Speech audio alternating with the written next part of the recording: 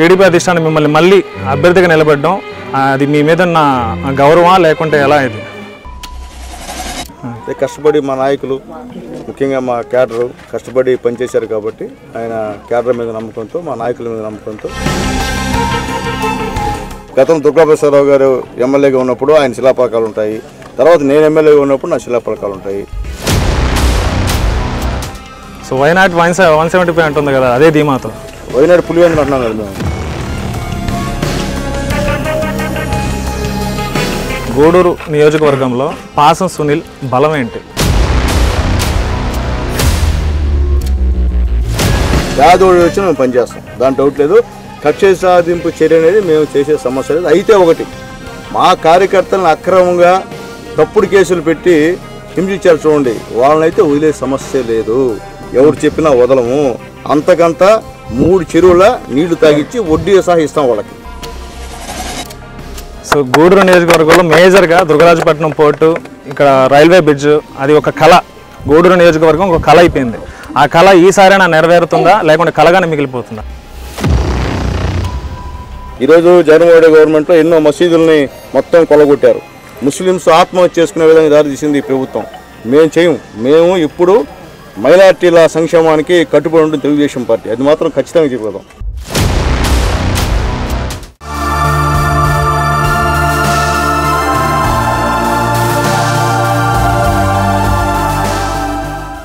Welcome to sauce TV. నేను మీ రిహాన్. ఈరోజు మనతో గూడూరు టీడీపీ ఎమ్మెల్యే అభ్యర్థి పాసం సునీల్ మనతో ఉన్నారు. వారితో ఈరోజు ఇంటరాక్ట్ అవుదాం. నమస్తే అండి. ఒకసారి ఎమ్మెల్యేగా గెలిచిన మీరు మరోసారి టీడీపీ అధిష్టానం మిమ్మల్ని అభ్యర్థిగా నిలబెట్టింది. టీడీపీ అధిష్టానం మిమ్మల్ని మళ్ళీ అభ్యర్థిగా నిలబెట్టడం అది మీ మీద ఉన్న గౌరవమా లేకుంటే ఎలా ఇది? కష్టం అంటే చేసిన కష్టం. నమ్మకం ఉంటే ఇచ్చారు. నమ్మకం తీరుతుంది.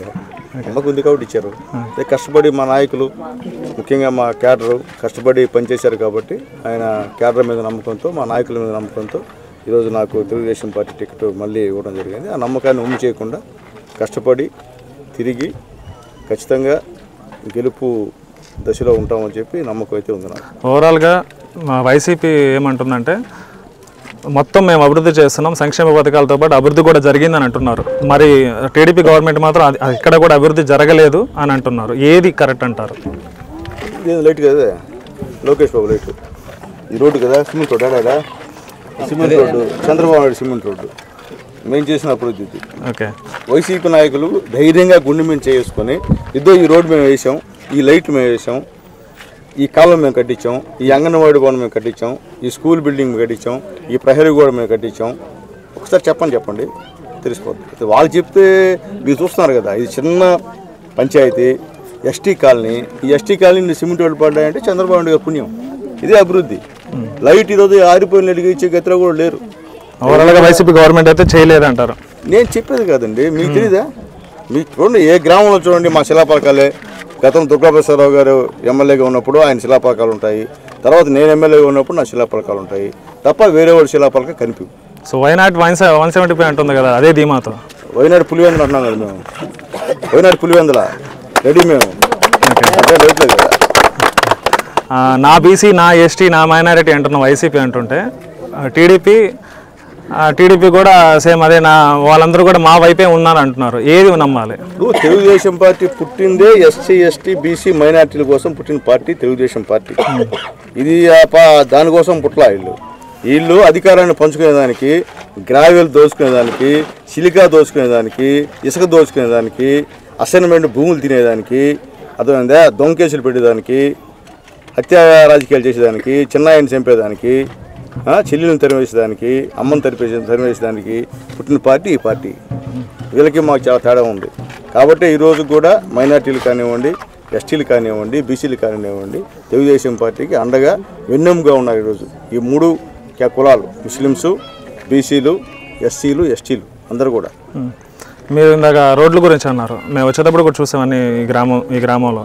సో రోడ్లు అధ్వానంగా అయితే డెఫినెట్గా ఉన్నాయి. రోడ్లు అధ్వానంగా ఉన్నాయి. కొన్ని ఏరియాలో, ఈ ఏరియాలో ఒక లైటింగ్ ఉంది, కొన్ని ఏరియాస్ లైటింగ్ కూడా లేదు. ఇది వైసీపీ లోపమా ఎలా అయిందండి? కరెక్టే కదండి. మేము లైట్లు వేసాం. లోకేష్ బాబు గారు ఇచ్చిన లైట్లు ఇవి. సో అప్పుడు లైట్లేనా? అప్పుడు లైట్లే. ఒక్క లైట్ కొన్ని 2 బాపాను ఫాలో వాళ్ళు. అలాగే మీరు వచ్చిన మెయిన్ రోడ్ చూసింటారు. చాలా అధ్వానంగా ఉంది మొత్తం. సిలికా నేను రావడానికి ఒక 40 minutes పట్టింది. సిలికా లారీలు పోయి నాశనం అయిపోయింది అంతా. ఎన్నో ప్రమాదాలు, ఎంతోమంది ప్రజలు అమాయకులు చచ్చిపోయినారు. అయినా చలనంలే. వాళ్ళకేదో గుప్పు చెప్పులు లేకుండా కాంపిటీషన్ గడ్డి చేసి వాళ్ళు నోరు నొక్కే ప్రయత్నాలు చేసే కార్యక్రమం ఈరోజు వైఎస్ఆర్సీపీ గవర్నమెంట్ నడుపుతుంది. గూడూరు నియోజకవర్గంలో పాసం సునీల్ బలం ఏంటి? నా బలం నా కార్యకర్తలు, మా నాయకులే. అంతే. Simple dialogue. సరే, కక్ష సాధింపు సాధిస్తుందని చెప్పి మీరు ఆరోపిస్తున్నారు. మీరు అధికారంలోకి వస్తే అదే కక్ష సాధింపు ఉంటుందా? మేము తెలుగుదేశం పార్టీ ఎక్కడో కక్ష సాధించే లేదు. మా దగ్గరికి ఏ పార్టీ పేదోడు వచ్చినా, పేదోడు మాట చెప్పండి, పేదోడు ఎవడు వచ్చినా మేము పనిచేసాము, రేపు కూడా పనిచేస్తాం. పేదోడు వచ్చినా మేము పనిచేస్తాం, దాని డౌట్ లేదు. కక్ష సాధింపు చర్య అనేది మేము చేసే సమస్య లేదు. అయితే ఒకటి, మా కార్యకర్తలను అక్రమంగా తప్పుడు కేసులు పెట్టి హింసించారు చూడండి, వాళ్ళనైతే వదిలే సమస్య లేదు. ఎవరు చెప్పినా వదలము. అంతకంత 3 చెరువుల నీళ్లు తాగిచ్చి వడ్డీ సహా ఇస్తాం వాళ్ళకి, అంటే డౌట్ లేదు. సో గూడూరు నియోజకవర్గంలో మేజర్గా దుర్గరాజపట్నం పోర్టు, ఇక్కడ రైల్వే బ్రిడ్జ్, అది ఒక కళ. గూడూరు నియోజకవర్గం ఒక కళ అయిపోయింది. ఆ కళ ఈసారైనా నెరవేరుతుందా లేకుంటే కళగానే మిగిలిపోతుందా? ఒకటండి, గతంలో కాంగ్రెస్ పార్టీ గవర్నమెంట్లో ఫ్లైఓవర్ బ్రిడ్జి శాంక్షన్ అయింది పాపం. దాంట్లో మనకి వాస్తవం చెప్పుకోవాలి, ఏ పార్టీ అయితే శాంక్షన్ చేశారు. చేసిన తర్వాత కాంట్రాక్టర్ అర్ధాంతరంగా ఆగిపోయి అతను మొత్తం డబ్బులు ఇచ్చేసి రిటర్న్ పంపు చేశారు అతను. అప్పుడు నుండి ఫ్లైఓవర్ బ్రిడ్జ్ ఆగిపోయింది. నేను ఎమ్మెల్యేగా వచ్చిన తర్వాత 3 సార్లు టెండర్ పెట్టించాను, ఎవరు రాలా. తర్వాత ఇప్పుడు వరప్రసాద్ గారు గెలిచిన తర్వాత ఆయన కూడా 3 సార్లు టెండర్ పెట్టించారు. విషయం ఏంటంటే దానికి రీఎస్టిమేషన్ వేయాలి. అంటే పాత సంబంధించినటువంటి ఎస్టిమేషన్ ఉన్నాయి కాబట్టి కొత్త రావాలంటే దాన్ని పెంచేయాలి. ఆ పెంచే ప్రయత్నం నేనున్నప్పుడు చేయలేకపోయినాను, వరప్రసాద్ గారు ఉన్నప్పుడు చేయలేకపోయారు. కానీ ఖచ్చితంగా ఈసారి తెలుగుదేశం పార్టీ గవర్నమెంట్లో ఖచ్చితంగా ఆ యొక్క ఫ్లైఓవర్ బ్రిడ్జిని పూర్తి చేసే బాధ్యత మేము తీసుకుంటామని చెప్పి నేను తెలియజేస్తున్నాను. ఇప్పుడు మీరు వరప్రసాద్ గురించి ఒక మాట అన్నారు. సో అభివృద్ధి చేయకపోవడంలో వరప్రసాద్ గారి లోపమా లేకుంటే జగన్ లోపమా? జగన్ గారి లోపం. వరప్రసాద్ గారి లోపం ఏముందండి? ఆ నిధులు ఇస్తే ఏం చేసి దానికి జగన్మోహన్ రెడ్డి నిధిస్తే వరప్రసాద్ చేస్తాడా? వరప్రసాద్ ఏం చేస్తాడు పాపం?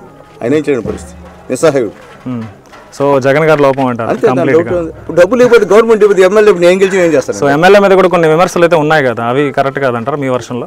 ఎమ్మెల్యే మీద విమర్శలు ఉన్నాయి, అది కరెక్ట్ కాదని చెప్తాను. కరెక్టే, అది విమర్శలకి దాంట్లో ఏం డౌట్ లేదు. అదేదే ఇదేదో ఉన్న వాస్తవాలు చెప్తాను. అందువల్లనే మళ్ళీ ఇప్పుడు పక్కన పెట్టిందని కూడా అంటున్నారు. అది మీ వర్షంలో అందరినీ పెడతారు, ఎందుకు పెట్టండి? వాళ్ళకి రకరకాల ఈక్వేషన్స్ ఉన్నాయి, పెడతా ఉంటారు, అభ్యర్థులు మారుస్తూ ఉంటారు. అది ఎస్పెషల్లీ ఎస్సీ అభ్యర్థులపైన ఈ మార్పులు ఉన్నాయి కూడా, వేరే అభ్యర్థులు మార్పులు లేవు. ఎస్సీలను అయితే వాళ్ళు ఇష్టం ఆడుకున్నారు, ఏడు కొడితే ఆడు కొడితే ఆడు కొడితే ఆ విధం అయిపోయింది. ఏం చేస్తాం, ఏం చేయలేం. ఆ పరిస్థితి ఆ పార్టీలో ఉన్న పరిస్థితి. సో ఇదే వర్షంలో టీడీపీతో జనసేన పొత్తు ఆల్రెడీ ఉంది. ఇప్పుడు బీజేపీ కూటమి, అంటే బీజేపీతో కలిపి ఇప్పుడు ఒక కూటమిగా ఏర్పడింది. ఇది టీడీపీకి ఎంతవరకు ప్లస్? ఆల్రెడీ మేము బీజేపీతో ఎప్పుడో పొత్తులు పెట్టుకున్నాం, ఇదేం కొత్త పొత్తు కాదు. అంటే ఆల్రెడీ రిపీట్ అయింది, లాస్ట్ అయింది ఆల్రెడీ. జనసేన తెలుగుదేశం పార్టీ ఈసారి ఉన్నాము. ఖచ్చితంగా BJP, Janasena, Telugu Desam party super duper hit అవ్వబోతున్నాయి. ఈ 3 ధమాకా విజయాన్ని రాబోయే రోజుల్లో మేము ఖచ్చితంగా విజయం చేకూర్చబోతుంది. ప్రజలందరూ మాకంతా మద్దతు ఇస్తున్నారు. అయితే ఒకటి ఏంటంటే, ఒక అనుమానం ఏంటంటే బీజేపీ వల్ల మైనార్టీస్ దూరం అవుతారంటే ఒక నానుడు తీసుకొస్తున్నారు. ఇప్పుడు దాకా మోసింది బీజేపీ వాళ్ళని మోసింది ఎవరు? జగన్మోహన్ రెడ్డి గారు. మేము గతంలో ఎన్డీఏ భాగస్వామి ఉన్నప్పుడు ఈ రాష్ట్రంలో ఎన్నో షాజీ మందిర్ కట్టించాం, ఎన్నో మసీదులు కాపాడాం. ఒక్క మతోన్మోదులు కానీ ఎవరు కూడా ఎక్కడ కూడా ముస్లిం మైనార్టీల మీద దాడులు కూడా జరగకుండా తెలుగుదేశం పార్టీ కాపాడింది. అది గుర్తుపెట్టుకున్నాం. సరే, ఈరోజు జగన్మోహన్ రెడ్డి గవర్నమెంట్లో ఎన్నో మసీదుల్ని మొత్తం కొలగొట్టారు. ముస్లింస్ ఆత్మహత్య చేసుకునే విధంగా దారి తీసింది ఈ ప్రభుత్వం. మేము చేయము. మేము ఇప్పుడు మైనార్టీల సంక్షేమానికి కట్టుబడి ఉంటుంది తెలుగుదేశం పార్టీ. అది మాత్రం ఖచ్చితంగా చెప్పగలం.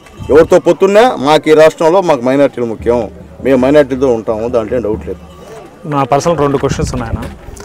మీరు లాస్ట్ అంటే గెలిచినప్పుడు, గూడూరు నియోజకవర్గంలో గెలిచినప్పుడు, నేను నా ప్రజలకి ఇది చేశాను, నా నియోజకవర్గానికి ఇది చేశాను అంటే మీ మనస్ఫూర్తిగా ఏది చెప్తారు? సీఎం రిలీఫ్ ఫండ్స్ నాకు మనసుకు నచ్చిన CM relief funds Chandrababu Naidu దగ్గర నుంచి దాదాపు 9 కోట్ల రూపాయలు సంబంధించిన నిధులు తీసుకొచ్చి పేద ప్రజలకు పంచారు.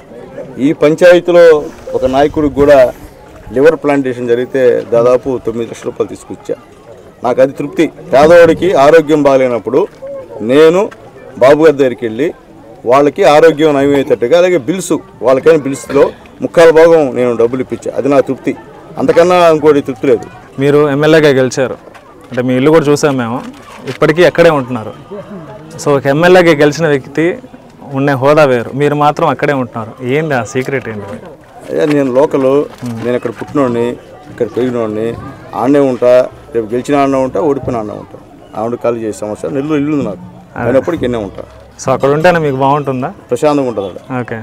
సాస్ టీవీ తరఫున గూడూరు ప్రజలకు ఏం తెలియజేస్తానంటే, ఒక్కసారి వైఎస్ఆర్సీపీని ఓడిస్తే 100 సార్లు కాశీకి పోతే ఎంత పుణ్యం వస్తుందో అంత పుణ్యాన్ని ప్రజలు చేకూరుతారని చెప్పి నేను తెలియజేస్తూ, నిజంగా సాస్ టీవీ నిజాన్ని నిర్భయంగా ఉన్న వాస్తవాలని చెప్పని అందరినీ కోరుకుంటూ, ఎన్నో గ్రామాల్లో ఉన్నటువంటి సమస్యలను కూడా నిర్భయంగా ప్రజల ముందుకు తీసుకెళ్లి దాని పరిష్కారాన్ని కృషి చేయాలని చెప్పి కోరుతున్నాను.